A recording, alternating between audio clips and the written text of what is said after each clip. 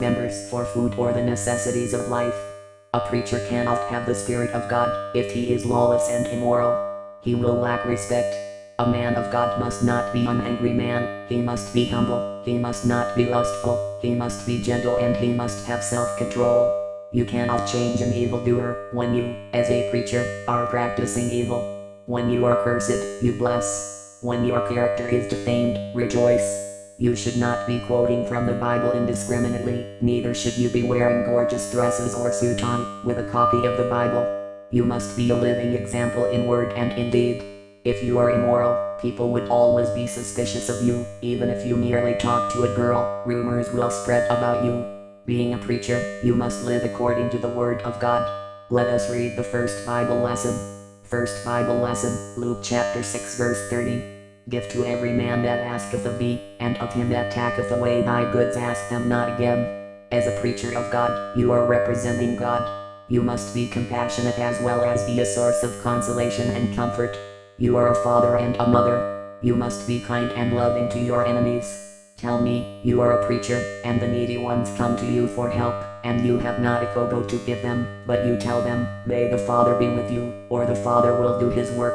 How would the Father do the work and be with these ones, when you, as a spokesman, cannot help them?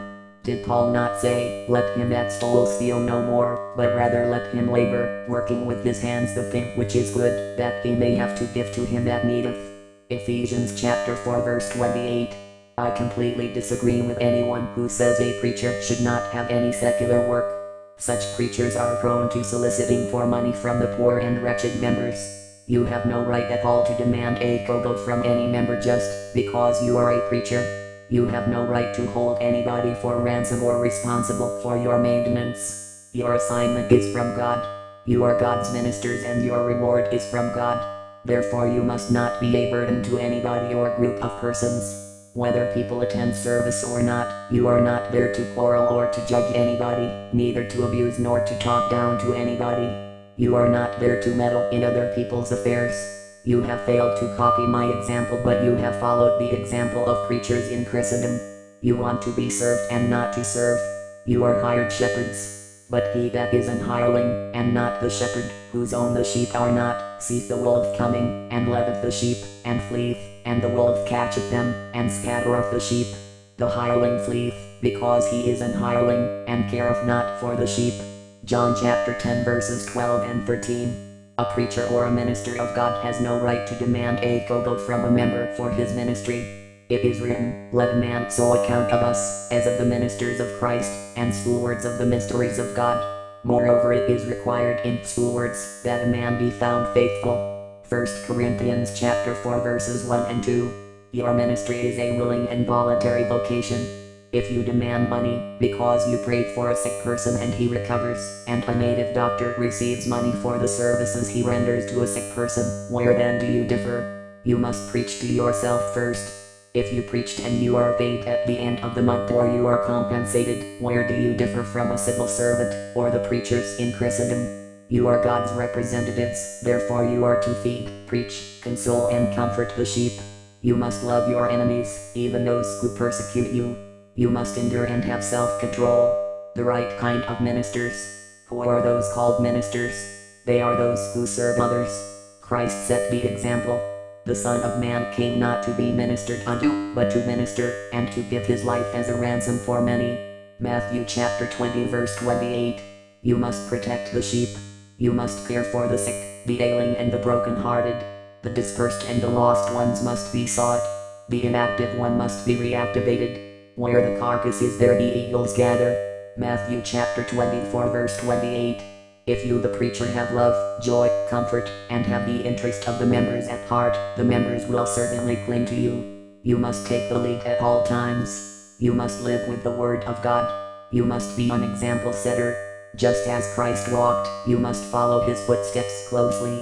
When he was slapped, he opened not his mouth. When reproached, he did not revenge. You must take up the cross in word and in deed. Your conduct affects the sheep. Many of the sheep have gone astray because of your immoral and lawless conduct. Remember, you will be held responsible for the little ones you have led astray. You must look for them now and bring them back. For who is he that had 100 sheep and one is missing, and will not leave the 99 and seek for that missing one? When he has found it, the joy shall be great. Since you have been preaching, how many souls have you converted? God is the one who called you for his service. You were initially warned, do not procure gold or silver or copper for your purses or food pouches for the trip. Matthew chapter 10 verses 9 and 10, Luke chapter 10 verse 4. Therefore you must look forward to his bountiful provision and be content. Before you become a preacher, you should first consider what it will cost you. You should have a solid foundation. You should be convinced that it is a work of self-sacrifice, self-denial and self-control. A teacher who is not good in a particular subject would not be assigned to teach that subject. So it is in all aspects of business. Your problem is spiritual blindness. And as it is, a blind person cannot lead another blind person. Love is the backbone of the Christian ministry. This kingdom's ministry must be practical and it must portray godly virtues. You must be equipped spiritually before you move out to fight the ravenous wolves who are against the sheep. You must first be physically and spiritually healthy so you do not become a burden to anyone or fall on the wayside. You must possess all the basic qualities of a mature Christian minister, as demonstrated in Brotherhood of the Cross and Star.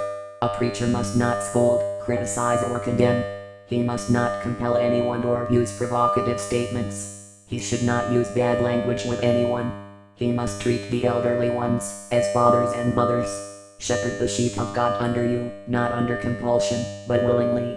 To those of you who are desirous of doing the work of God, my advice to you is, come learn of me. Have you ever heard of me charging money indiscriminately for the services I render to all? It is the father who must provide for the children and not the children for the father. It is you preachers who must provide for the members and not the members who must provide for the preachers.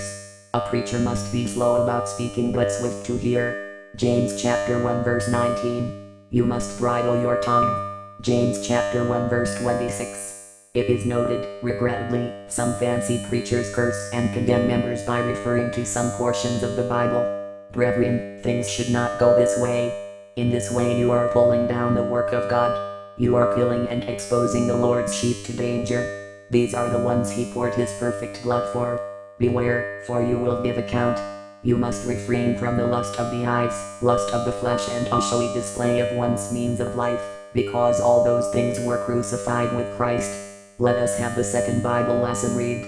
Second Bible lesson, 1 Timothy chapter 6 verse 11. But thou, O man of God, flee these things, and follow after righteousness, godliness, faith, love, patience, meekness, the need for self-control. Brethren, to feed the poor is secondary but to change an evildoer is the foremost.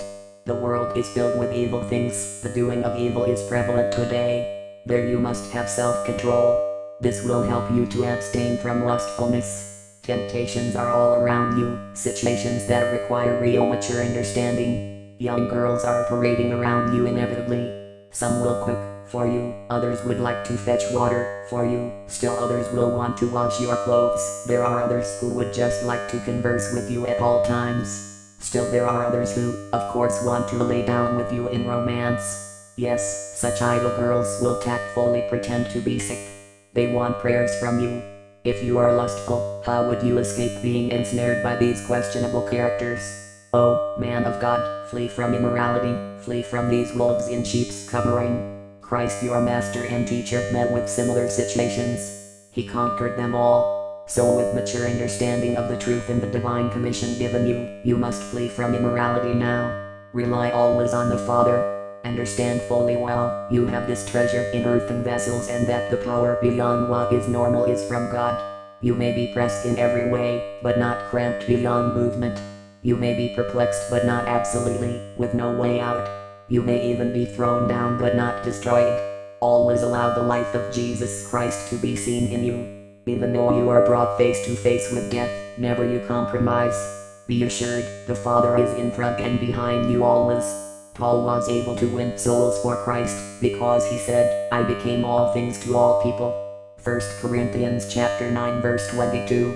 It was not by shouting, abusing, condemning or fighting. He was not a busybody. Rather with love and patience, long-suffering and kindness, he won them for Christ. You cannot teach anyone what you do not know. You cannot give someone what you do not have.